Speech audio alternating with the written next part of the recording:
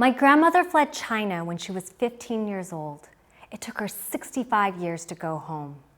In 1949, she fled with 2 million people. When she got to Taiwan, she had nothing. She had no home and no family besides her father. I was born in Austin. I never knew my extended Chinese family. I identified as Taiwanese and American. I am the one who wants to know the ancestor stories.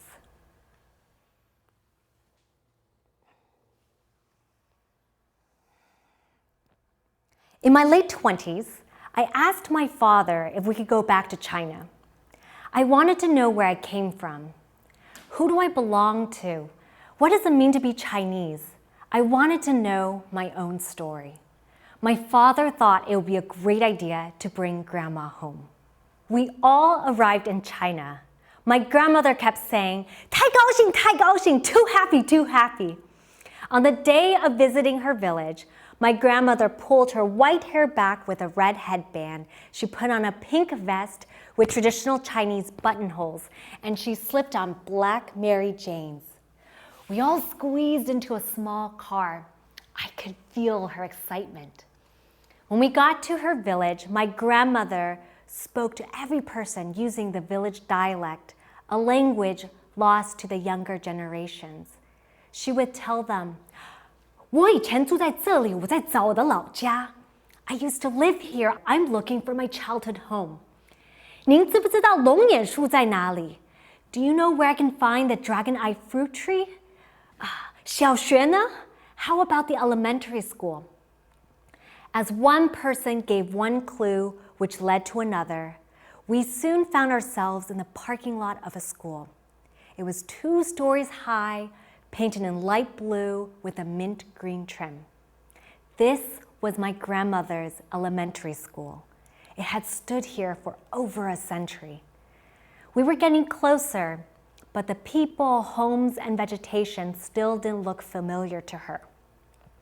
While we were standing around thinking about our next move, a dog suddenly came barking at us. When we looked up, the owner of the dog came running towards us.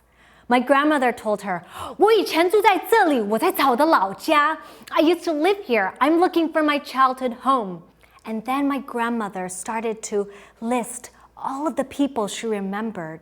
And then the owner of the dog suddenly realized that she and my grandmother were related. The woman called for another relative to come over. 这是王世明. And the next thing I saw was the woman grasping my grandmother's hand, talking excitedly as she guided her through the village.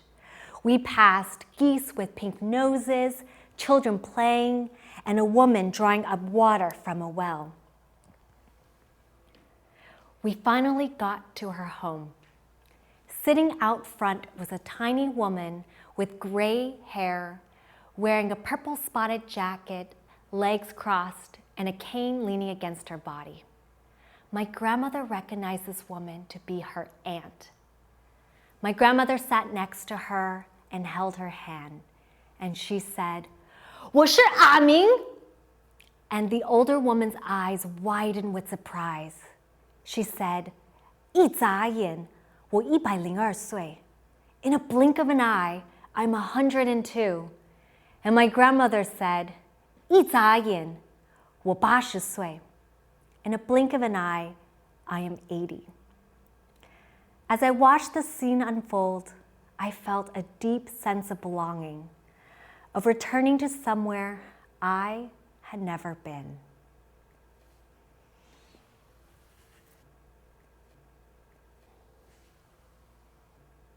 Where will I be in a blink of an eye?